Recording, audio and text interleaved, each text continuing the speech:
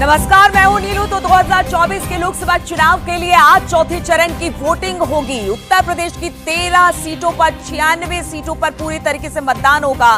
सुबह 7 बजे से मतदान शुरू हो जाएगा, जो कि शाम के 6 बजे तक चलेगा। महज 1 घंटे बाद वोटिंग शुरू, अब तो 1 घंटा भी नहीं रह गया, आधे घंटे बाद वोटिंग शुरू हो जाएगी। सुरक्षा के कड़े इंतजाम किए गए हैं। उत्तर प्रदेश में इटावा, कन्नौज, कानपुर, खीरी, उन्नाव, फर्रुखाबाद, अकबरपुर, बहराइच, भी, धौरहरा, हरदोई, मिश्रिख, शाहजहांपुर और सीतापुर में वोटिंग होनी है। अब इस वोटिंग को लेकर किस तरह की तैयारी है वो भी हम आप में जो भी रिपोर्टर्स हैं अलग अलग जगहों पर हैं उनके जरिए दिखा रहे हैं। कुछ देर के बाद मतदान शुरू हो जाएगा। हर एक जगह किस तरह से कांटे का मुकाबला है। अगर इन 13 सीटों की बात की जाए तो 13 सीटों पर 2019 में बीजेपी ने अपना परचम फहराया था, लेकिन क्या इस बार भी चीजें इतनी आसान होगी? बातचीत करने के लिए कन्नौज से इस वक्त लोकेश दुबे हमारे साथ जुड़ गए हैं। लोकेश, जरा एक बार बता दीजिए कि किस तरह से अब चूंकि बहुत कम वक्त रह गया है मतदान होने में, तैयारी वहां पर मुकम्मल कर ली गई है, लोग पहुंचने शुरू हो गए हैं, क्योंकि बहुत सारे ऐसे जागरूक मतदाता हैं जो पहले बार में ही आकर वोट कर लेना चाहते हैं, सबसे पहला मतदाता बनना चाहते हैं। तो किस तरह की तस्वीर आप दिखाएंगे वहां से? देखिए, आपको बता दें, हम इस समय पोलिंग बूथ पर खड़े हैं। प्रशासन ने तैयारियां पूरी कर ली हैं और सुरक्षा के व्यापक इंतजाम किए गए हैं कि कोई बवाल ना हो। और इस समय हम खड़े हैं, ठीक पीछे हमारे पोलिंग बूथ है, जहां पे अभी कुछ देर बाद से, लगभग आधे घंटे बाद से मतदान शुरू हो जाएगा। और आपको बता दें, यहाँ पर तैयारियां चल रही हैं। आप देख सकते हैं कि जो बूथ बनाया गया है, बूथ के अंदर जो प्रपत्र तैयार किए जाते हैं, सील मोर किए जाते हैं, वो अभी अंदर चल रहा है। तो कुछ ही देर बाद में ये प्रक्रिया, जो लिखा पढ़ी की प्रक्रिया, ये पूरी होने के बाद में यहाँ पर अभी मतदान शुरू हो जाएगा। फिलहाल अभी यहाँ पर कोई मतदाता पहुंचा नहीं है और ये शहर का सबसे पास इलाके का मतदान केंद्र है। यहाँ पे लगभग आधे घंटे बाद यहाँ पर मतदान शुरू होगा और जिसके बाद में ये मतदान शाम 6 बजे तक चलेगा। और जरा यहाँ की लड़ाई भी बता दीजिए, यहाँ पर सिर्फ एसपी और बीजेपी में लड़ाई देखने को मिल रही है या फिर त्रिकोणीय मुकाबला देखने को मिल रहा है? क्योंकि बीएसपी ने भी हर जगह बड़ा सोच समझकर अपने उम्मीदवार उतारे हैं। हाँ, बिल्कुल, आपको बता दें, कहीं ना कहीं ये जो इस बारी मुकाबला है वो त्रिकोणीय मुकाबला है, क्योंकि यहाँ पर इस बारी बीएसपी ने भी अपना कैंडिडेट उतारा है। पिछली बार 2019 की बात की जाए, 2019 के चुनाव में बीएसपी ने यहाँ से प्रत्याशी नहीं उतारा था, क्योंकि उनका गठबंधन सपा अलायंस मायावती का गठबंधन था। और इसके बाद में इस बारी की बात की जाए तो इस बारी यहाँ मुस्लिम प्रत्याशी उतारा गया है। बीएसपी ने अपना मुस्लिम प्रत्याशी उतारा है। वहीं बात की जाए बीजेपी की, तो बीजेपी से सुब्रत पाठक, जो कि चुनाव मैदान में है, जो सुब्रत पाठक पिछली बार से यहाँ 2019 में चुनाव जीते थे। और बात की जाए सपा की, तो सपा के राष्ट्रीय अध्यक्ष स्वयं यहाँ कन्नौज से उम्मीदवार है और उन्होंने अपने यहाँ से दावेदारी की, जबकि वह यह सीट सन 2019 में हार गए थे। उनकी पत्नी यहाँ से डिंपल यादव चुनाव हारी थी और जो कि इससे पहले 2 बार वो सांसद रही थी। तो बात की जाए अगर, तो मुकाबला बड़ा दिलचस्प है और कहीं ना कहीं बात की जाए तो राहें बड़ा आसान नहीं है। लड़ाई बड़ी दिलचस्प है। हालांकि 2019 को दोहराना बीजेपी चाहेगी, लेकिन इस बार फाइट जबरदस्त देखने को कन्नौज सीट पर मिल रही है। हमारे साथ देवेंद्र भी जुड़े हुए हैं। देवेंद्र, जरा अब आप बताइए और पीछे का हाल भी दिखाइए। इटावा में आप मौजूद हैं, यहां पर कुछ देर बाद मतदान शुरू हो जाएगा। यहां की लड़ाई, यहां के समीकरण हमारे दर्शकों को जरा बताइए और पीछे का हाल भी दिखाते रहिए। बिल्कुल, अगर इटावा की बात की जाए तो इटावा जो लोकसभा क्षेत्र है वो इटावा के अलावा 2 जनपद और में लगता है, औरैया और कानपुर देहात। इसको मिलाकर ये पूरी लोकसभा सीट है और यहाँ मुकाबला बेहद दिलचस्प है। यहाँ पे रामशंकर कठेरिया हैं जो दोबारा फिर से कमल खिलाने की बात कर रहे हैं। वही समाजवादी पार्टी से जितेंद्र दोहरे हैं जो कि यहाँ पर साइकिल चलाना चाहते हैं। लेकिन दोनों के बीच इतना कड़ा मुकाबला है। दोनों ही दलों के बड़े बड़े नेता आ चुके हैं। यहाँ प्रधानमंत्री नरेंद्र मोदी इटावा में जनसभा कर चुके हैं। साथ ही इसके अलावा गृह मंत्री अमित शाह भी औरैया में सभा कर चुके हैं। साथ ही दूसरी तरफ अगर डिंपल यादव और शिवपाल यादव और अखिलेश यादव तीनों ही सभा कर चुके हैं और जितेंद्र दोहरे के लिए वोट मांग चुके हैं। दोनों के बीच कड़ा मुकाबला है। हालांकि ये जो इटावा का जो क्षेत्र है वो सपा का गढ़ माना जाता है, क्योंकि यही इसी जनपद का इलाका है जो सैफई जो एक क्षेत्र है वो लगता है जहां पर ये सभी लोग रहते हैं। हालांकि इसको मुकाबले को पिछली बार भी देखा गया था, लेकिन रामशंकर कठेरिया विजयी हुए थे और इस बार ये समाजवादी तो पार्टी बीजेपी ने रामशंकर कठेरिया पर एक बार फिर से दाव लगाया है। अब इस बार विजयश्री का आशीर्वाद रामशंकर कठेरिया को मिलता है कि नहीं, ये देखने वाली बात होगी। हमारे साथ हरदोई से भी जुड़े हुए हैं, जरा बताइए कि वहां पर पीछे हम आपके देख रहे हैं कि बहुत सारे मतदाता पहुंच चुके हैं और बहुत सारे मतदाता अपने मत के पढ़ने का इंतजार कर रहे हैं। तो पीछे की तस्वीर, इनसे बातचीत भी करिए और हालचाल भी बताइए कि वहां पर किस तरह की लड़ाई।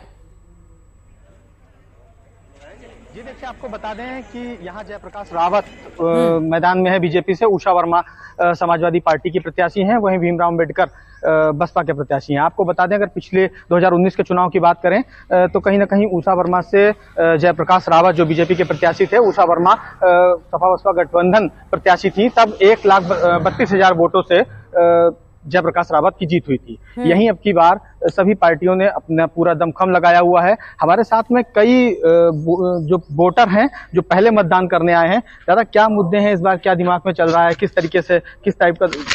जी, विकास हो, यही मुद्दा है और क्या।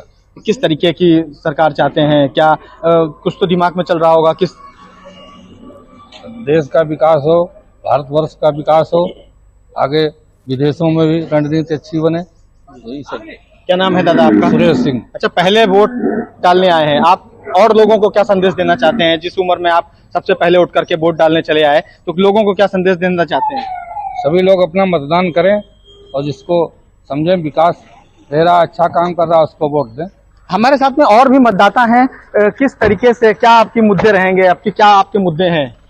पहले तो ये कि हमारा जो ये पर्व है चुनाव का, इसको बहुत अहमियत के साथ निभाना है कि और भी त्योहारों के साथ ये भी हमारा एक त्योहार है जिसको बढ़ चढ़ के हिस्सा लेना चाहिए।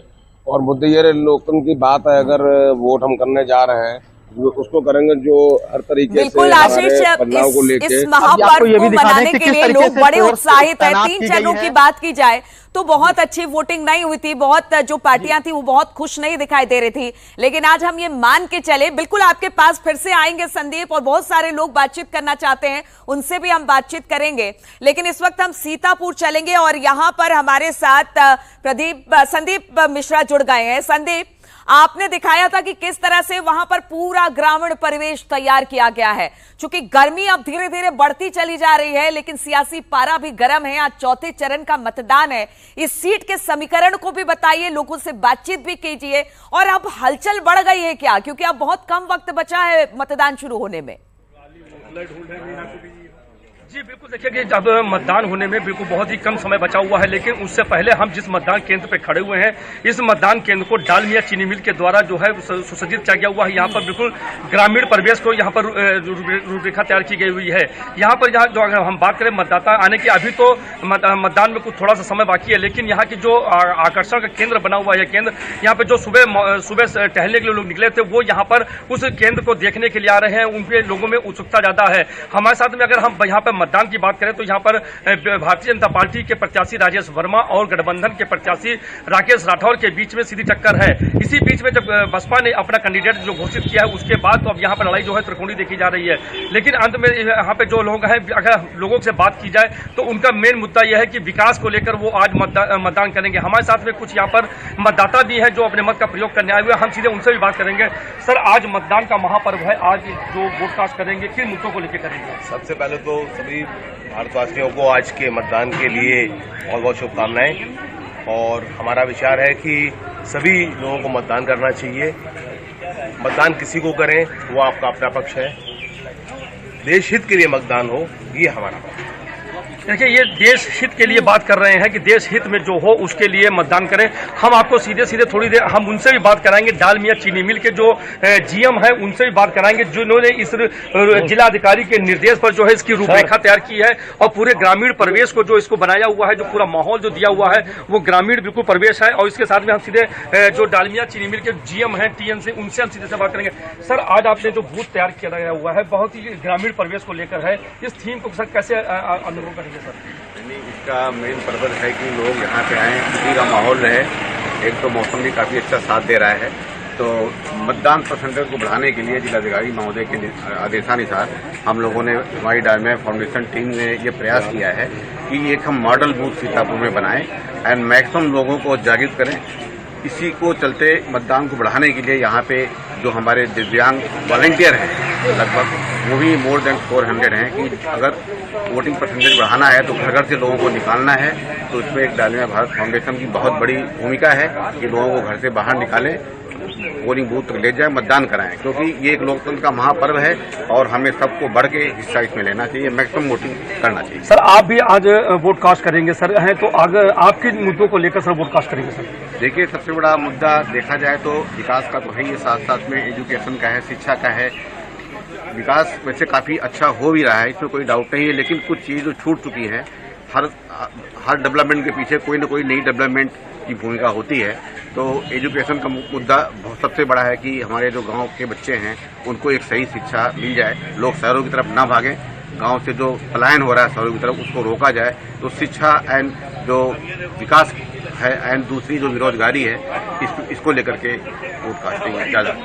सर आज आप वो वोट कास्ट करेंगे सर, किन मुद्दों को लेकर जो है जाएंगे सर जनता के बीच में, और किन मुद्दों को लेकर वोट कास्ट करेंगे सर? देखिए, मुद्दा जैसा संचालन ने कहा कि सबसे बड़ा मुद्दा तो आता है विकास, देश की सुरक्षा और हेल्थ को लेकर के, जहाँ हमें बहुत काम करने की आवश्यकता है। बिल्कुल संदीप, अपने अपने मुद्दे हैं और सबसे अच्छी बात इन्होंने कही कि हमने एक कॉन्सेप्ट तैयार किया, एक मॉडल बूथ तैयार किया जिसमें ग्रामीण परिवेश दिया, और सबसे बड़ी बात है कि ताकि लोग ज्यादा से ज्यादा संख्या में मतदान केंद्र पर पहुंचे, अपने मताधिकार का प्रयोग करें, जो भी उनके मन में है उस चीज को ध्यान में रखकर अलग अलग पार्टियों के लिए वोट करें। यह बहुत अच्छा संदेश आज यहां से जा रहा है बाकी जगहों पर भी। शाहजहांपुर से परवेज अहमद भी हमारे साथ जुड़ गए हैं।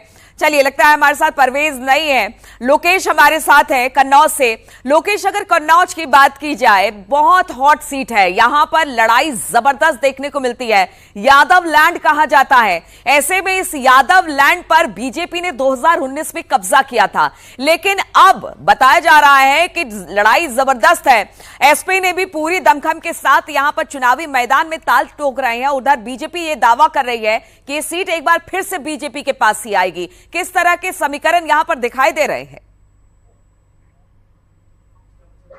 देखिए, आपको बता दें कि ये यादव लैंड कहा जाता है और यहाँ पर अखिलेश यादव, उससे पहले मुलायम सिंह यादव, उससे पहले राम मनोहर लोहिया, डिम्पल यादव, ये लोग यहाँ से चुनाव जीतते आ रहे हैं। सन 2019 में यह सीट बीजेपी ने सपा से छीन ली।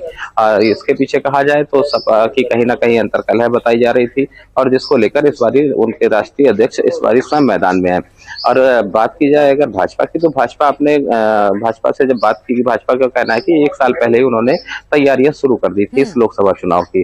तो इन चीजों को लेकर भाजपा आश्वस्त है कि वो इस बारी सीट जीतेगी, लेकिन कहीं ना कहीं जो पिछली कमियां थी उनको लेकर दुरुस्त कर लिया गया, ऐसा सपा का कहना है कि हम उन कमियों को दुरुस्त कर लिए और जनता के बीच में, और जनता इस बारी हमें जरूर चुनकर भेजेगी। तो फिलहाल कहीं ना कहीं जो देखने को मिल रहा है वो कांटे की टक्कर इस सीट पर देखने को मिल रही है।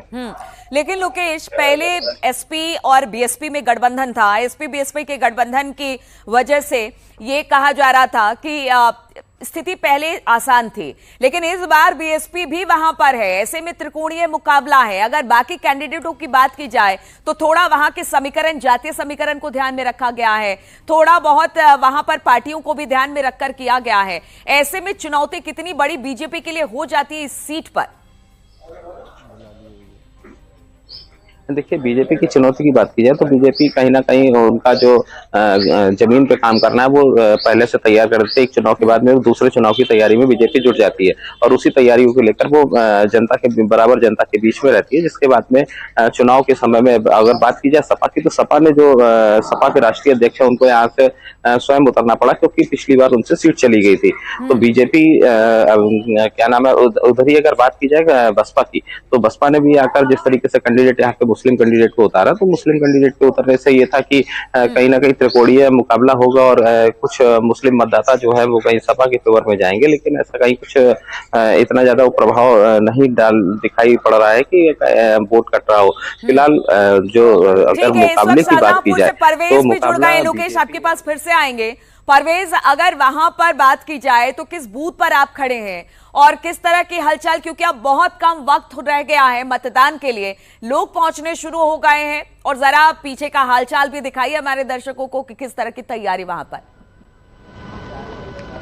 जी, मैं आपको बता दूं कि शाहपुर का ये डोरीमान स्कूल है। यहाँ पर यहाँ के जो कैबिनेट मंत्री हैं सुरेश खन्ना जी, ये उनका बूथ है। अभी कुछ मिनटों के बाद वो यहाँ पर आएंगे और अपना वोट करेंगे। फिलहाल मैं आपको ये बता दूं कि यहाँ पर लड़ाई बाहरी बनाम लोकल की है, क्योंकि जो समाजवादी पार्टी की ज्योत्सना कश्यप हैं वो बाहर की प्रत्याशी हैं, और फिलहाल लड़ाई जो है बाहरी बनाम लोकल की है।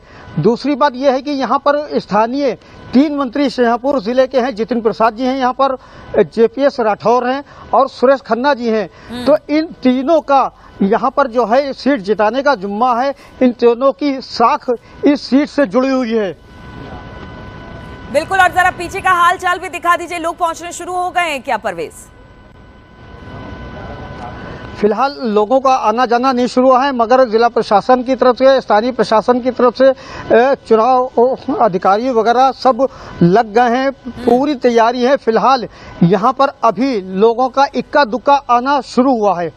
ठीक है, आशीष भाई हमारे साथ हरदोई से जुड़े हुए हैं, उनके पीछे हम देख रहे हैं बहुत जबरदस्त हलचल देखने को मिल रही है।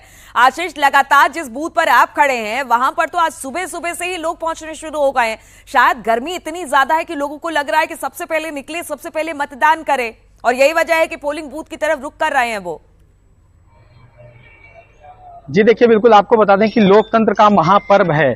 यहाँ पर जयप्रकाश, उषा वर्मा और भीमराव अंबेडकर में जबरदस्त फाइट है। जयप्रकाश रावत की तरफ से अमित शाह, योगी आदित्यनाथ 2-2 जनसभाएं की हैं, और वहीं अगर उषा वर्मा की तरफ से बोले तो अखिलेश यादव की जनसभा यहाँ हुई थी, और भीमराव अंबेडकर के लिए माधोगंज में जो कि मिश्रिक में है वहां पर एक जुट होकर के जनसभा की गई थी। आपको बता दें कि ये जो पोलिंग बूथ है यहाँ पर अभी से लोगों का आना शुरू हो गया है।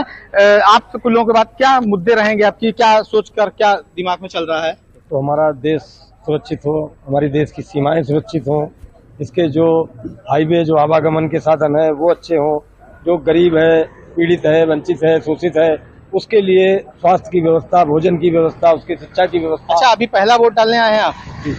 किस समय आ गए थे आप यहाँ? हम तो 6 बजे आ गए। 6 बजे आ गए थे। देखिए, 6 बजे से लोग इस महापर्व का हिस्सा बनने के लिए आ गए हैं। हमारे साथ और भी लोग हैं। सर, क्या मुद्दे हैं, किस तरीके से आप अपना नेता चुनना चाहते हैं, किस तरीके? देखिए, नेता चुनने से पहले आपको राष्ट्र चिंतन करने की आवश्यकता है, और राष्ट्र चिंतन जो करते हैं वो राष्ट्र के प्रति ही समर्पित होकर लोकतंत्र को मजबूत करने के लिए वोट करते हैं। और हम सब निकल के, हमारी पहली पहल तो ये रहती है कि हम अपने लोगों को मोटिवेट कर किए हैं कि जो है कि जाके पहले नंबर जलपान बाद में करिए, वोट पहले कर दीजिए, जिससे हमारा लोकतंत्र मजबूत होगा, ज्यादा परसेंटेज आएगा तो हम लोगों को जो है कि एक अच्छा नेता चुनने में मदद रहेगी। अच्छा, एक चीज आपको और बता दें कि यहाँ पर 2 मंत्री, 8 विधायकों की जो साख है वो दांव पे लगी हुई है। और आपको बता दें यहाँ के दावर नेता नरेश अग्रवाल के मन का प्रत्याशी है, उसको जिताने के लिए सभी लोग एकजुट हुए हैं। जी बिल्कुल बिल्कुल। तो लगातार इस तरह की स्थिति बन रही है, लेकिन इस वक्त हम पहले संदीप के पास चलेंगे, फिर देवेंद्र के पास भी हम चलेंगे।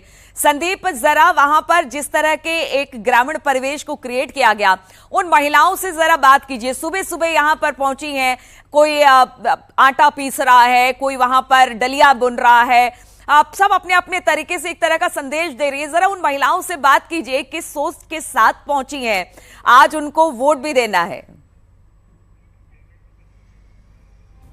चलिए, लगता है संदीप से हमारा संपर्क नहीं हो पा रहा है, फ्रीज हो रही है उनके फ्रेम, लेकिन हम इस वक्त देवेंद्र के पास चलेंगे, इटावा। देवेंद्र, अगर इटावा की बात की जाए तो इटावा तो यादव लैंड कहा जाता है, और यादव लैंड में बीजेपी ने सेंधमारी की थी। अब एक बार फिर से एसपी चाहेगी कि ये जो सीट है वो एसपी के खाते में जाए, तो किस तरह का चुनावी समीकरण, किस तरह से प्रत्याशी यहां पर तमाम चीजों को ध्यान में रखकर उतारे गए हैं? बीजेपी चाहेगी सीट एक बार फिर से अपने खाते में करे, लेकिन एसपी चाहेगी कि वापस से सीट उनके खाते में जाए। बिल्कुल, जिस तरीके से ये यादव लैंड है उस तरीके से जो ये दोबारा फिर से एक बार फिर से समाजवादी पार्टी चाहती है कि कहीं ना कहीं फिर से इस सीट पर जीत हासिल हो, जिसको लेकर डिम्पल यादव जनसभा कर चुकी हैं। अगर डिम्पल यादव की बात की जाए तो डिम्पल यादव ने कन्नौज के अलावा मैनपुरी में जनसभाएं की थी। मैनपुरी से वो खुद प्रत्याशी थी। उसके अलावा अगर बात की जाए तो केवल इटावा में उन्होंने जनसभा की है, उसके अलावा अभी तक कहीं भी जनसभा नहीं की है। तो ऐसा लगता है कि कहीं ना कहीं समाजवादी पार्टी इस सीट को फिर से पाना चाहती है। साथ ही जो शिवपाल यादव हैं वो कई बार जनसभाएं कर चुके हैं, लोगों से संपर्क कर चुके हैं, जिसको लेकर लेकिन एक बात बताइए, मैनपुरी से जब अखिलेश यादव खड़े हुए उसका कितना असर देखने को मिलेगा इस इटावा सीट पर? क्योंकि कह रहे थे कि अगर अखिलेश मैनपुरी से खड़े हो जाते हैं तो इसका असर कई सारे ऐसे जनपद है, खासतौर पर जिस यादव लैंड की हम बात करते हैं उन पर बहुत ज्यादा देखने को मिलेगा। तो दिख रहा है उस तरह का असर, क्योंकि आप लोग तो मैदान में रहते हैं। बिल्कुल, जिस तरीके से अखिलेश यादव कन्नौज से लड़े हैं तो कहीं ना कहीं ये कन्नौज का बॉर्डर और मैनपुरी डिम्पल यादव ये दोनों का ही बॉर्डर लगता है। तो ऐसे में कहीं ना कहीं समाजवादी पार्टी को ये लगता था कि इन जिलों में भी असर करेगी, और जिसको लेकर अखिलेश यादव वहाँ के बाद यहाँ भी जनसभा संबोधित कर चुके हैं। साथ ही अगर यहाँ भाजपा की बात की जाए तो यहाँ प्रधानमंत्री नरेंद्र मोदी भी जनसभा कर चुके हैं, साथ ही अमित शाह भी कर चुके हैं।